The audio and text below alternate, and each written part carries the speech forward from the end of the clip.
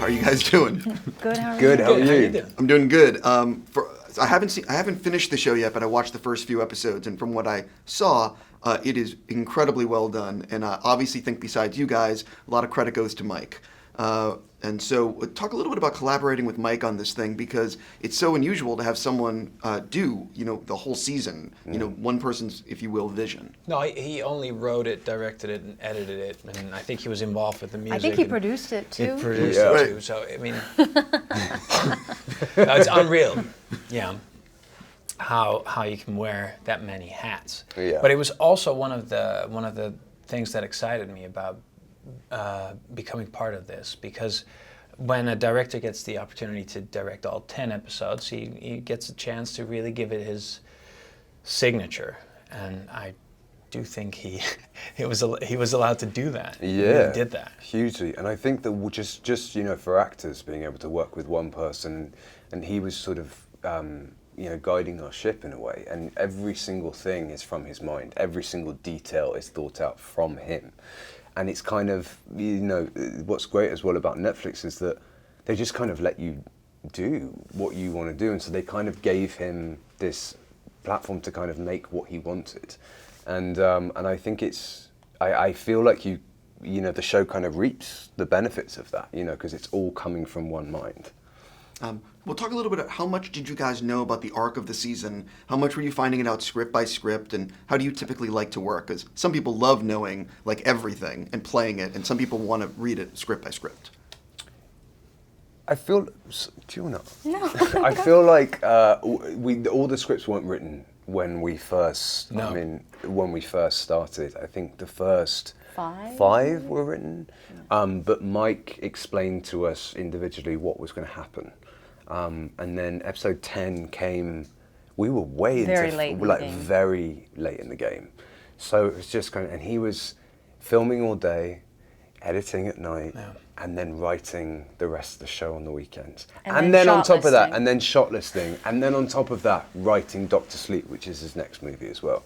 So I'm surprised he's still with us, really.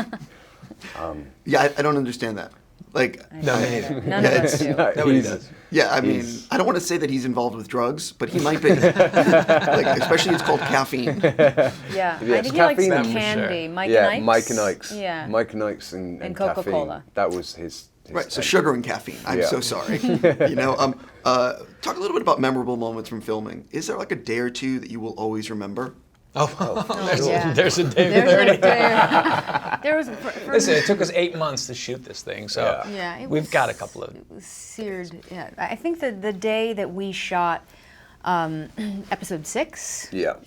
Which we shot like a play. I mean, we rehearsed it like a play, and we were doing these 20-minute takes, and so we'd spent weeks just figuring out camera movements, and I started memorizing that episode 2 months before, because I knew that on the day it would be I could forget it and my lines, and then you ruin the whole 20-minute take and we go back to the beginning. So it was I've never done anything like that. No.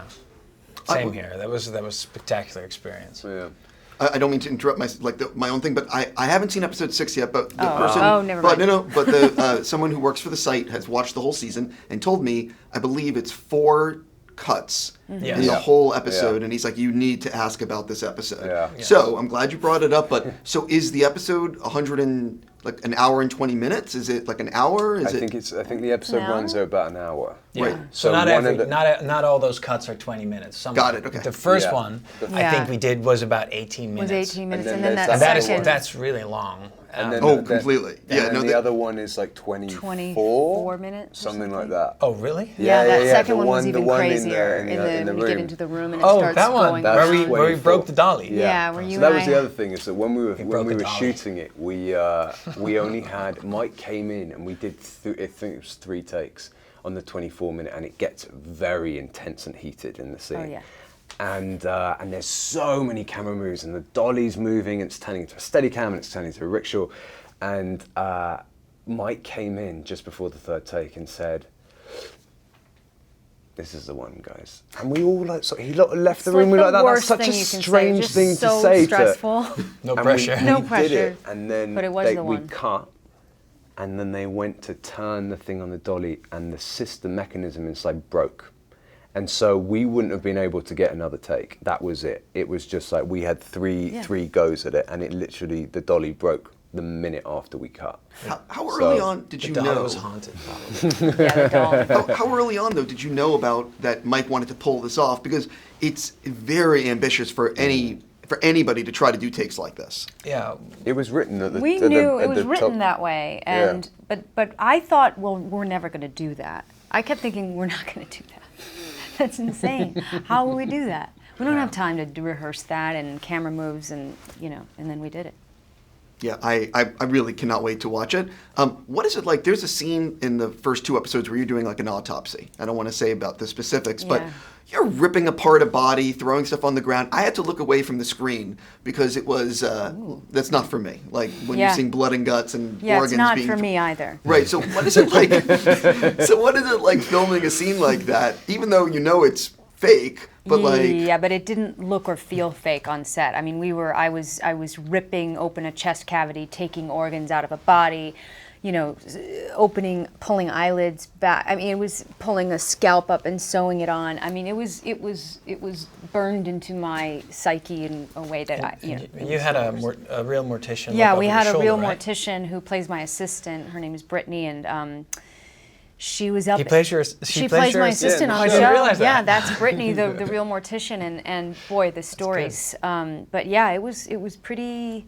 I mean, we got into every detail. It was so specific, which I love that Mike wanted to do that, to show the real work of fixing a body and doing the makeup and taking out the organs and embalming, putting the embalming fluid in, all of these things that you never ever should think or know about, and now I do. Fully certified now. Fully certified. I think I already have to go, but just real quick, the incredible sets. These things were they looked so amazing on screen. Just real quick about that. They were real. Mike as well, he's so careful about every, like I said before, his attention to detail is crazy. There's this wallpaper in Hill House, which, no, you can't see on here. There's a wallpaper in Hill House that has a face in it.